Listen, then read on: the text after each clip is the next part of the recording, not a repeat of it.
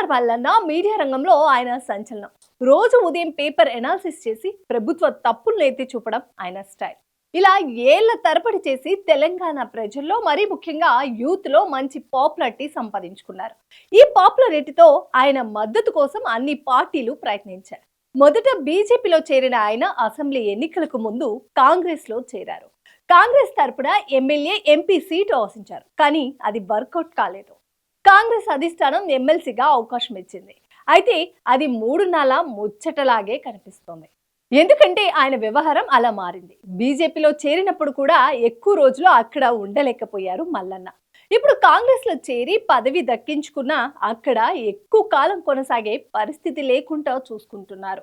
మల్లన్న వ్యవహారం కాంగ్రెస్ కు తలనొప్పిగా మారింది. అసలు ఆయన ఎందుకు ఎమ్మెల్సీని చేశామా అని అధికార పార్టీ నేతలు తలలు పట్టుకుంటున్నారు. సీఎం రేవంత్ రెడ్డికి ప్రభుత్వానికి వ్యతిరేకంగా మల్లన్న చేస్తున్న కామెంట్స్ కాంగ్రెస్ పార్టీని డ్యామేజ్ చేసేలా ఉంటున్నాయి. పార్టీ లైన్ తో సంబంధం లేకుండా ఆయన వరుస మీటింగ్లు పెడుతున్నారు. బీసీలను ఏకం చేసే ప్రయత్నం చేస్తున్నట్టు కనిపిస్తుంది. తప్పులేదు, బీసీలో రాజకీయంగా ఎదగాలనుకోవడంలో తప్పులేదు. కానీ ఆయన ఓ పార్టీలో ఉన్నప్పుడు ఆ పార్టీ లైన్ పాటించాలి. ఆయనకు సొంత ఎజెండా ఉన్నప్పుడు పార్టీని వదిలి సొంత కుంపటి పెట్టుకోవాలి. కాంగ్రెస్ లో ఉంటూనే ఆ పార్టీ నాయకులపై విమర్శలు చేయడం తప్పని చాలా మంది అంటున్నారు. మిర్యాలగూడలో రీసెంట్ గా ఏర్పాటు చేసిన బీసీ గర్జన్లో బీఆర్ఎస్ కాంగ్రెస్ ప్రభుత్వాలపై విమర్శలు చేశారు. తెలంగాణలో చివరి ఓసీ సీఎం రేవంత్ రెడ్డేనని అన్నారు. ఆయన తర్వాత బీసీలే సీఎం కావాలని పిలుపునిచ్చారు. 2028లో ఈ తెలుగు గడ్డ మీద మొట్టమొదటి బీసీ ముఖ్యమంత్రి కాబోతా ఉండు ఈ తెలంగాణ రాష్ట్రానికి. ఇది రాసి పెట్టుకోండి, ఇది జరిగి తీరుతుందని చెప్పి తెలియజేస్తా ఉన్న సోదరులారా. తెలంగాణ రాష్ట్రానికి చివరి ఓసీ ముఖ్యమంత్రి రేవంత్ రెడ్డి గారే.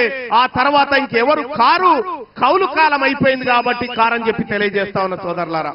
రెడ్లు వెలుమలు అసలు తెలంగాణ వారే కాదని మరో సభలో అన్నారు. రేవంత్ రెడ్డి పొంగులేటి శ్రీనివాస్ రెడ్డిని కూడా టార్గెట్ చేస్తూ మాట్లాడారు. అక్కడితో ఆగలేదు. కాంగ్రెస్ పార్టీ కరీంనగర్, నిజామాబాద్, ఆదిలాబాద్ ఎమ్మెల్సీ అభ్యర్థిగా నరేందర్ రెడ్డిని కాంగ్రెస్ ప్రకటించింది. బీసీలు ఓట్లు అడగకుండా నరేందర్ రెడ్డిని గెలిపించుకోవాలని కాంగ్రెస్ కు సవాల్ చేశారు ఆయన. బీసీల ఓట్లు మాకు వద్దని చెప్పే దమ్ము రెడ్లకు ఉందా అని ప్రశ్నించారు. ఇక కులగణన విషయం కాంగ్రెస్ తీరును తప్పుపట్టారు. ప్రభుత్వం చేసిన కులగణన ప్రకారం రాష్ట్రంలో బీసీలు 52%, కానీ 60% పైగా బీసీలు ఉన్నారని మల్లన్న ఆరోపణ. కాంగ్రెస్ ప్రభుత్వం చేసింది కులగణన కాదని, అగ్రకుల గణన అని, సమగ్ర సర్వే కాదని, అసమగ్ర సర్వే అని ఆయన విమర్శించారు.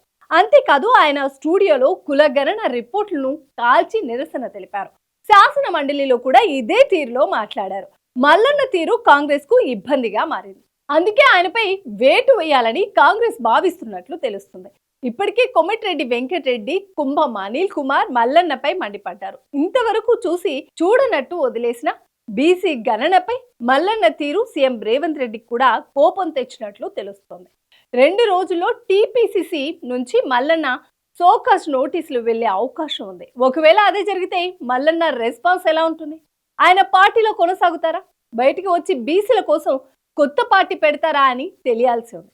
కానీ ఆయన సొంతంగా పార్టీ పెట్టే ఆలోచన కూడా ఉందని ప్రచారం నడుస్తుంది.